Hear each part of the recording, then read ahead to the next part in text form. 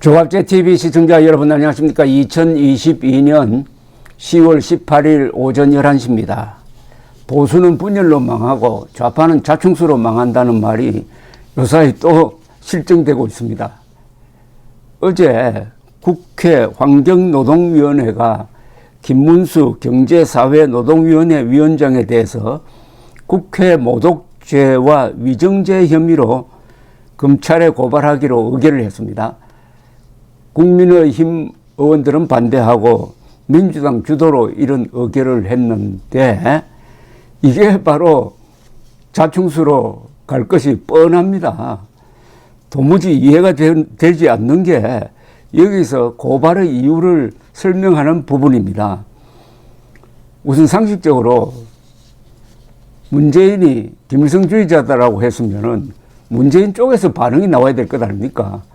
나는 김일성주의자가 아니라 자유민주주의라고 하든지 나는 김일성, 김정일, 김정은 3대 세습을 반대하는 사람이라고 하든지 그런 반응이 나오기 전에 그 속뜻도 잘 모르는 사람이 그리고 문재인의 머릿속으로 들어간 적도 없는 사람들이 이렇게 야단을 치고 있습니다. 이게 자충수의 징조죠.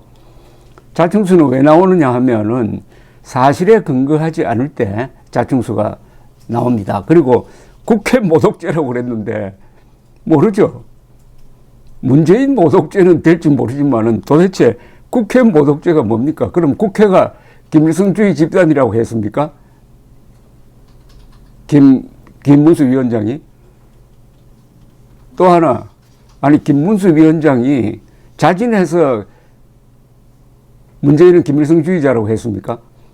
계속 꼬치꼬치 물으니까 그 발언이 나오지 않을 수 없는 만큼 코너를 모으니까 내키지 않지만은 자기 평소 소신을 밝힌 건데 이게 무슨 이게 국회 모독죄가 됩니까?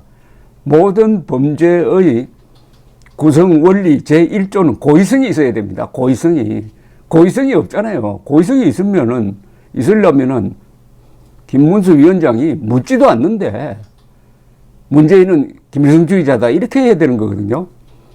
물론 이게 검찰에서 수사하면 무혐의 될 게 뻔합니다.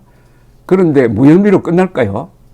이제부터 본격적으로 문재인은 김일성주의자냐 민주당은 종북 집단이냐 하는 논의가 마음대로 나옵니다. 이제는 고발을 했으니까 이걸 빌미로 해가지고 여기저기서 김일성주의, 주사파, 종북, 친북 이런 논란이 일어날 것인데 이것은 참 좋은 일입니다. 어떻게 보면은 국회가 민주당이 고발 잘 했습니다. 이거는 무례한 짓이 아니고 잘하는 짓입니다. 전해철 환노위원장은 어제 김문수 위원장에게 어떤 조치를 할지 양당 간사의 협의를 요청했지만 협의가 이루어지지 않았다면서 남은 일정에 지장을 받을 게 뻔해 위원장으로서 결단을 내릴 수밖에 없다.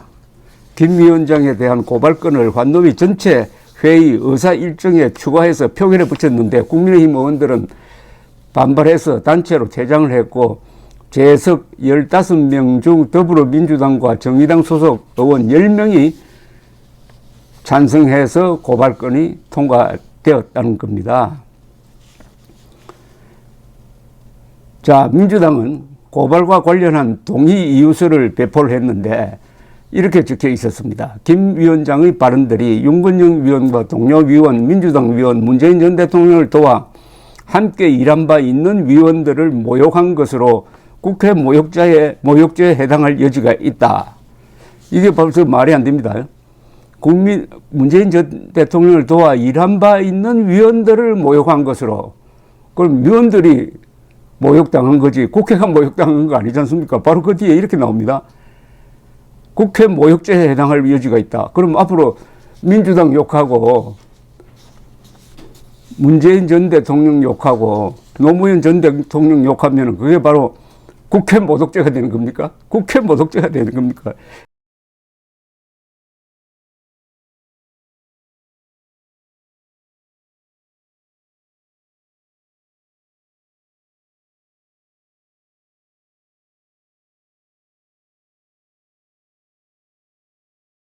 이건 전체주의적 사고방식이죠. 노웅래 민주당 의원은 김 위원장이 국회와 국민을 모독, 능멸, 농락하고 국회와 국민을 무시하는 것을 보고도 정쟁화한다면 국회가 존재할 이유가 없다. 전직 대통령을 총살감이니 김일성주의자니 하는 것이 나라인가. 국회법대로 엄중하게 처리해야 한다고 언성을 높였습니다. 이 말하는 걸 한번 보십시오. 김 위원장이 국회와 국민을 모독, 능멸, 농락하고 국회와 국민을 무시하는 것을 보고도, 아니, 전직 대통령이 김일성주의자다 하는 게 왜 국회를 농락하는 것이고 왜 국민을 농락하는 겁니까? 오히려 국회니까 이런 이야기를 할 수가 있다. 이렇게 되는 것 아닙니까? 김일성주의자냐 아니냐를 밝히는 것은 국민의 안전을 위해서 꼭 필요한 거다. 이렇게 되는 것 아니겠습니까? 여하튼 이 고발에 따른 법리와 논리 그리고 사실관계가 전혀 성립되지 않습니다. 그래서 자충수라는 겁니다. 그러니까 잘 됐다는 겁니다. 이제 마음 놓고 문재인은 김일성주의자냐 이렇게 이제 물어도 됩니다. 이게 전례가 있지 않습니까? 고영주 변호사가 애국단체 모임에 신년 할애회 때 나와가지고 사회자가 적석 발언을 요청을 했습니다.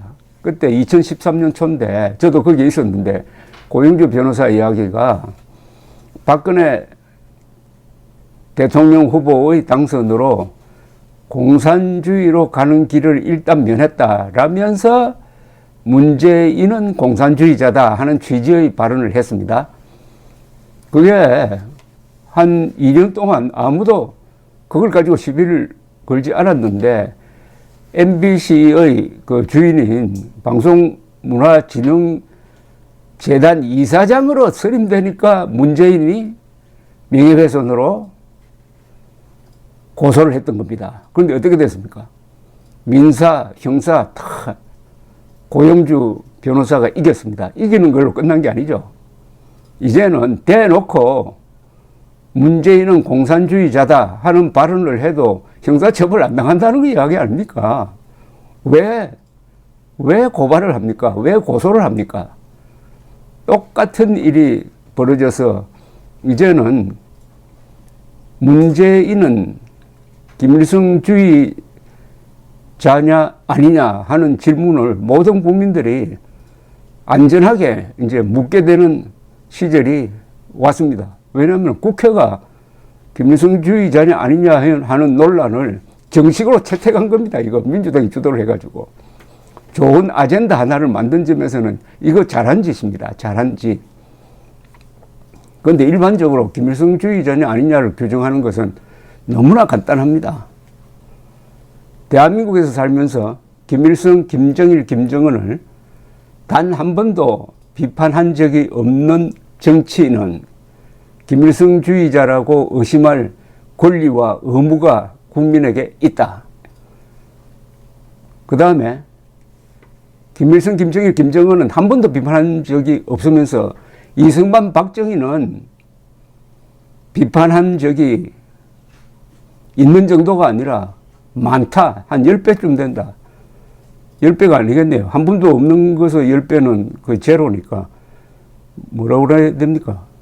어쨌든 박정희, 이승만은 비판하고 김일성, 김정일, 김정은은 비판하지 않는 자, 그 자가 정치인이라면 당연히 당신은 김일성주의자이냐 아니냐 이렇게 물을 권리가 있고 김일성주의자일 가능성이 많죠. 이제 본격적으로 한번 시작을 해봅시다. 문재인은 김일성주의자냐 아니냐 답하라 이렇게 돼야 되는 거죠. 우선 문재인이 답을 해야 됩니다. 이 정도 같으면은 나는 김일성주의자 맞다 어쩔래 라고 하든지 나는 김일성주의를 반대한다고 하든지 논리적으로 한번 답변을 해야 됩니다. 전직 대통령에게 이런 어마어마한 의문이 제기되었습니다. 쉽게 말하면 당신 반역자는 아니냐는 겁니다. 여기에 문재인이 침묵하고 있으면은 그건 인정한다는 거죠. 정치권에서는 반박되지 않는 거짓말은 진실로 통한다고 하는데, 반박되지 않는 주장은 그것을 문재인이 수용한다고 볼 수밖에 없습니다. 감사합니다.